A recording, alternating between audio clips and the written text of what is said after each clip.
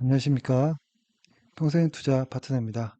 오늘은 8월 9일 수요일입니다. 오늘부터는 저도 최대한 좀 짧게 방송하도록 좀 노력하겠습니다. 근데 잘 안 되긴 하는데요. 그래도 짧게 해보겠습니다. 일단 뭐 시장 분위기는 오늘 일단 2차 전지라든지 바이오, 뭐 반도체 대장주들, 대형주들 이런 쪽이 좀 강세를 보였는데요. 시장이 상승할 때 상승하는 그 종목들을 좀 볼 필요가 있는 것 같아요. 근데 이제 시장이 약간 조정일 때 갑자기 튀어 올라가는 그런 종목들보다는 시장과 함께 같이 올라가는 업종들을 좀 보면 좋을 것 같은데 오늘은 역시 그 2차 전지 바이오, 반도체 대형주 뭐 요 정도였던 것 같습니다. 아무래도 지금은 이쪽이 시장을 좀 이끌고 있는 것 같습니다. 그리고, 뭐, 오늘 나왔던 좀 뉴스들은 뭐 대략적인 것들만 좀 이야기를 해보면,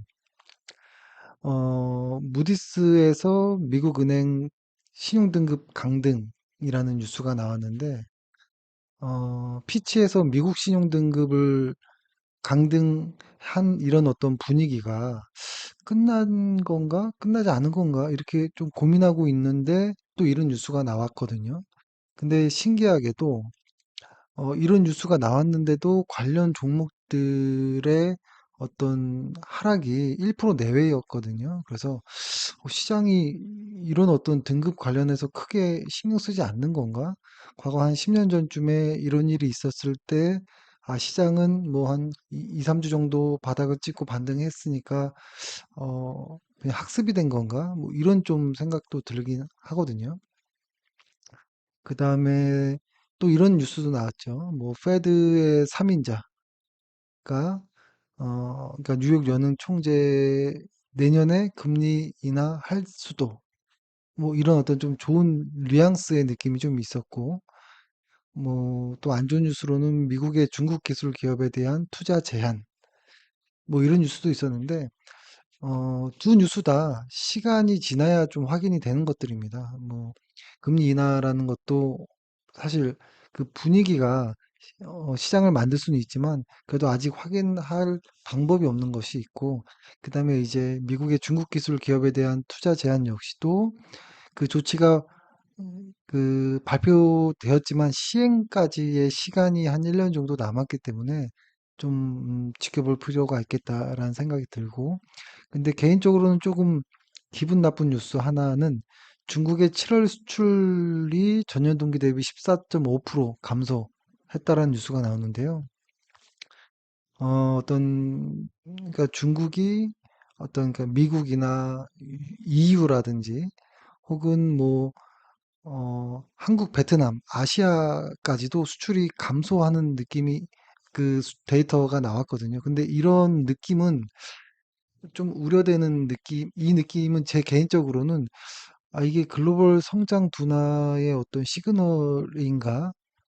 라는 어떤 기분 나쁜 느낌이 있거든요. 그래서 좀 지켜봐야겠지만 아무튼 오늘 하루는 그렇게 좋은 뉴스가 나온 건 없다라는 생각을 하고 밤 사이에 있었던 시장의 어떤 그날그날을 좀 보겠습니다.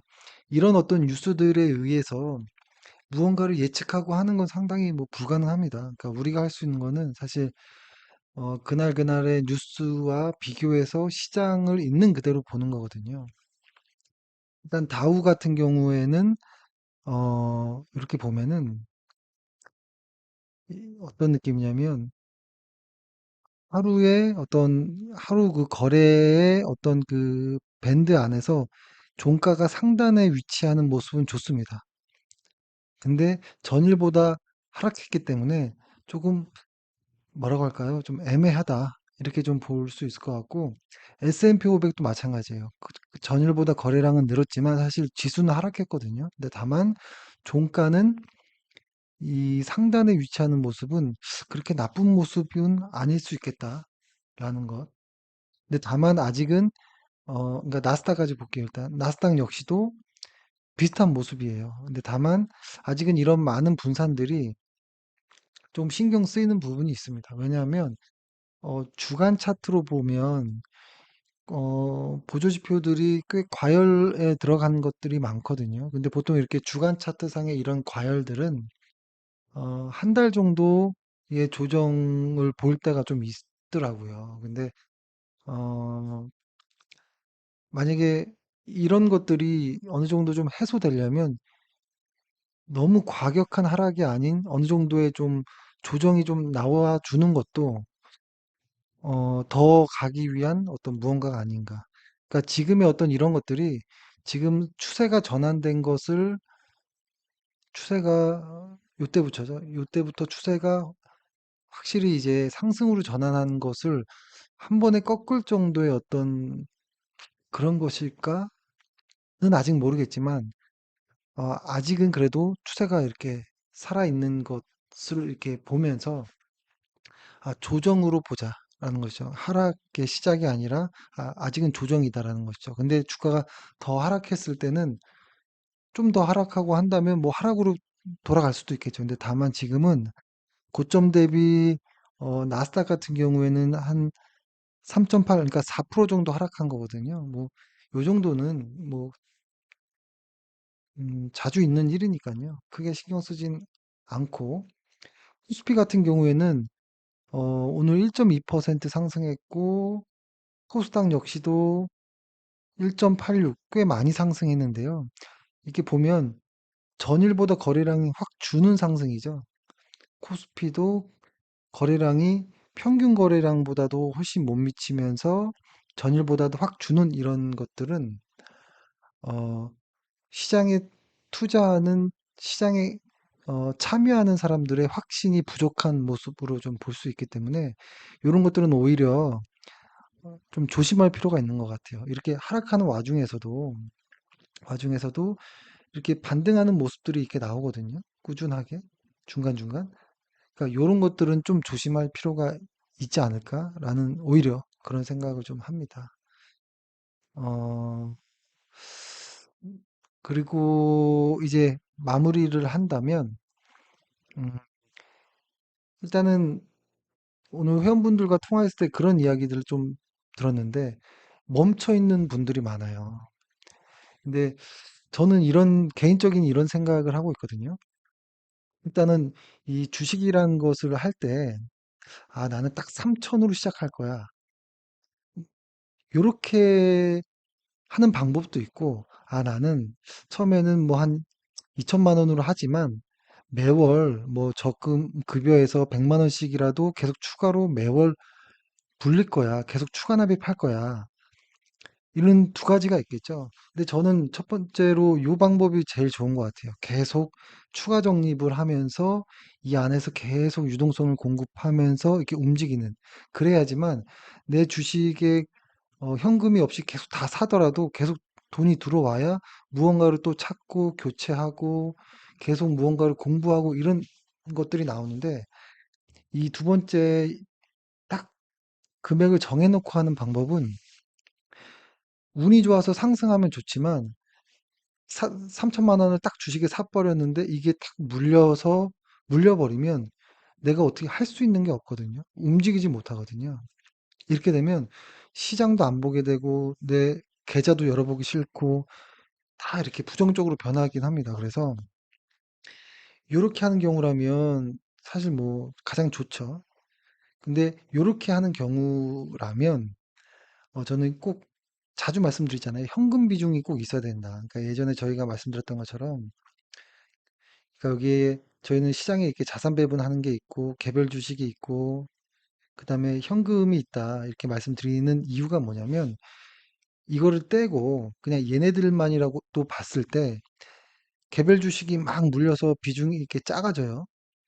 그러면 이 현금으로 이렇게 넣어야죠. 넣어서 이 현금과 개별 주식의 비중을 반반으로 이렇게 맞춰야겠죠. 이렇게. 맞추다 보면 움직여지거든요. 혹은 개별 주식이 올라서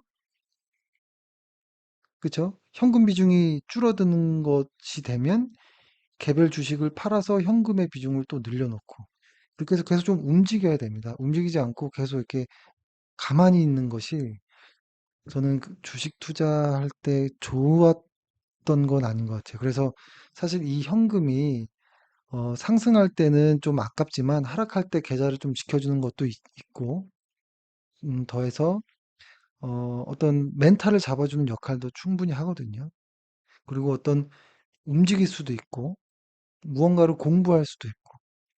그래서 이 현금 비중이 전 상당히 중요한 것 같고, 물려 있다. 만약에 현금 비중 하나도 없이 주식만 갖고 있는데 많이 물려 있다라고 해보면, 예를 들어서 열 종목이 있는데 열 종목 다 물려 있다라고 하면, 근데 뭔가 갖고 있으면 오를 것 같기도 하고 뭐 이런 생각도 들거든요. 근데 그러다 보면 소외되기도 합니다. 저희도 최근에 오랫동안 물려 있던 것들을 눈물을 머금고 손절을 했잖아요. 그죠? 그러면서 상당히 좀 힘든 시기도 있었지만 물려 있다라고 했을 때 실적을 위주로 안 좋은 것들은 쳐내야 되긴 하는 것 같아요. 확실히 실적도 꺾이고 주식도 꺾였는데, 그러니까 주식이 올라가는데, 그러니까 실적이 올라가는데 주식만 꺾이는 건 뭐 좀 버텨보자 이럴 수 있는데, 어느 순간 주식이 계속 떨어지면서 실적도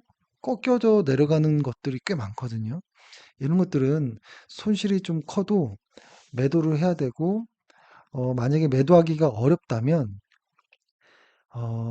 전체적으로 똑같이, 그러니까 주식이 있다면, 뭐가 오르고 떨어질지 모른다라고 가정한다면, 몇 개가 있다면, 비중을 똑같이 하는 거죠. 똑같이 여기서, 만약에 이게 똑같이 10%씩 이게 비중으로 주식을 매수했다. 라면, 여기서 한 뭐 5%씩 다 손절을 한다든지, 3%씩 다 손절을 한다든지, 이렇게 하나만 딱 팔기엔 뭔가 조금 힘들다라면. 근데 이 방법도 있지만 실적을 보고 아 얘는 정말 이제는 놓아줘야겠다라고 하는 거는 좀 과감 없이 손절을 하시고, 만약에 처음에 손절이 어렵다면 한 50% 비중을 줄여 나가고, 이 50%로 현금을 조금 플러스가 되면 조금 시야가 달라지거든요. 그때 되면 아 쟤네 주도주가 있었는데 쟤네를 언제 한번 좀 봐야겠다라는 이런 어떤 무언가도 생기거든요. 그럴 때 뭐 조금씩 매도를 하면서 현금 비중을 계속 늘리는 과정에 있다가 무언가가 사야겠다 어떤 타이밍이 왔을 때 맞아 매도하고, 이 현금과 플러스된 현금으로 다시 또 도전하면서 계좌를 너무 안 좋게 묶어버리는 것도 상당히 주식하기 힘든 상황인 것 같아요. 근데 어떤 강력한 뚝심으로 기다려서 난 수익 보고 나올 거야 라는 것도 하나의 방법일 수 있습니다. 어, 근데 저는 그런 방법도 있을 수 있고, 제가 생각하는 방법도 이렇다라고 말씀드렸습니다. 예, 오늘 고생 많으셨고, 벌써 창밖에 지금 바람 소리가 꽤 많이 들리거든요. 비가 올 것 같기도 하고. 그래서 저도, 이거 마무리하고, 퇴근을 좀 해야겠습니다. 지금 한 7시 40분 정도 됐는데요. 예, 고생 많으셨습니다. 수고하셨습니다.